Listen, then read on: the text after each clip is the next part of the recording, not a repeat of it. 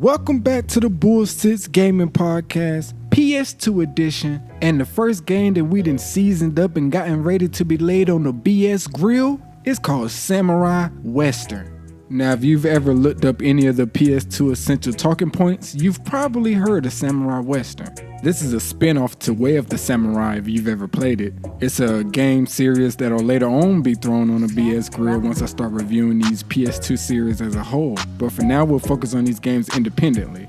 Now, I ain't gonna hold y'all. I fell in love with this game faster than Michael Jeffrey Jordan, I'm telling you. This game was so much fun, I'm considering it a standalone even though it's a spin-off. Like, whose idea was it to put a nigga with a sword in the Wild Wild West? I just couldn't believe it.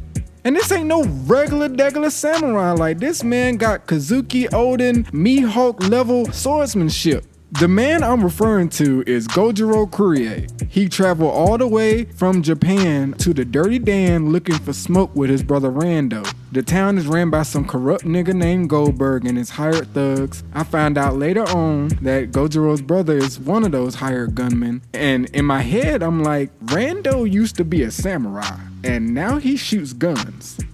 Nigga, you shouldn't be working for nobody. Rando should be invincible. And that came back to haunt me later on when I fought him. Second thought was, Goldberg must really be like that if he got Rando to work under him. But we are here to grill up the Samurai Western experience. First of all, the controls are so easy that even a child can learn it, for real. You got a map to help you locate enemies and you can change the map's view with the select button. I ain't even used the shit. I just went where I saw enemies and ended up in the correct location. So my best advice is just follow the smoke. You attack only with the square button. You can jump with X, which means more powered attacks when you combine both jumping and the attack button, which can be useful for breaking the guard of like the knife wielding enemies and breaking down ledges that you're being shot at from. Dodging is also performed by tapping either the circle or R1 trigger. As a skilled swordsman, you also have the ability to deflect bullets by tapping those dodge buttons. You would just need to stand still while you're performing that action.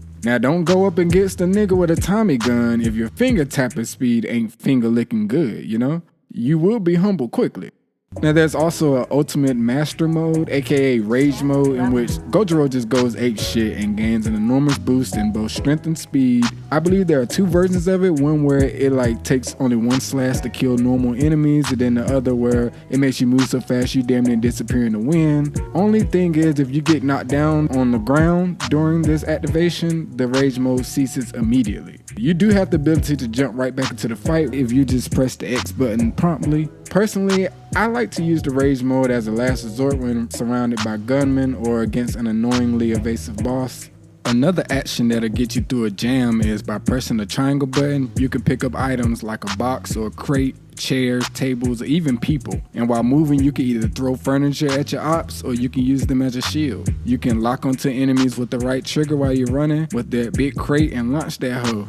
You can also pick up an enemy from the ground and use them as a human shield. And if they have a gun in their hand, that gun will go off as you move and it'll take out nearby enemies. The final control is the unique switch from third to first person view by way of the left trigger. I ain't even about to hold y'all, that first person view is not it. It's hard to aim, the camera gets mad trippy when you performing the spins. Big fat no, but try the shit out. Now that you and your jit know how to play Samurai Western, let's get into this game's entertainment value. From the wonky bosses that you encounter to the addictive samurai style of play, this game can definitely make you lose track of time. Even its limited attack buttons are made up for with my boy Gojiro's swift movements. In most cases, you can just spam the dodge button for real until you are ready to go into offensive. The more enemies you cut in succession, the more combo moves you perform. And you can find other swords and extraneous accessories to carry with you like a cowboy hat, a boxing glove or a boxing belt, a lasso, a parrot or a monkey, even a coffin that boosts certain skills. You can use up to 6 different sword stances, each with their own exclusive abilities. Those stances allow you to fight one-handed or dual swords. Specific combat styles are better for certain boss fights. Now these boss fights, man, all I'ma say is the most annoying enemy, or I'll say enemies, were Nathan and Killer. You got these little Chucky doll built mofos with bad posture. Killer is running away and shooting you from afar with a scatter shotgun while Mr. Melee head ass Nathan is just blitzing you. Just hearing these niggas' voices, you knew they were up to no good. Seems like another worker ant has come to join us. What do you think, Keeler? He looks a little uppity, but if we trade him, he might come in handy. You fight a slow fat nigga with a revolver named Donald, who likes to barrel roll whenever you get too close to him. He's easy to beat in rage mode since he's gravitationally challenged. And spoiler alert, Donald did ultimately join the squad after I defeated him, which I was happy about. Donald is a really cool guy, you know, he reminds me of that guy that hides sweet potato pies in his car on Thanksgiving. That's my type of friend, for real. And call it what you want, but I really like the blackness of these characters. There are other bosses like another black dude with a chopper named Gene, who you fight a handful of times, and then you fight this psychopath. I don't know what race he is and who cares. This man is clearly a psychopath. You fight him a couple times, just listen to the way he talks. You are our enemy. But then obviously you fight Goldberg at the end, and as you can expect by his name, the nigga's bald. But he built like Juggernaut off X-Men, so this is by far the most chaotic fight of them all, just because of how many more enemies that I had to deal with while fighting Goldberg.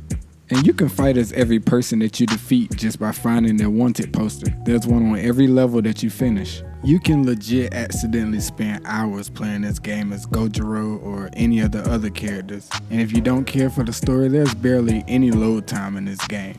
Load screens are mainly replaced with the cutscenes, and once you skip through those, the game blacks out for like a second or two and then boom, we got action. And in survival mode, that's probably my favorite part. That's when you can really show off your skills, like just slicing and dicing, dodging everything, deflecting bullets, you going crazy. Man, look, if you ain't fell in love with this game yet, stop gaslighting and just say you hate black men and go.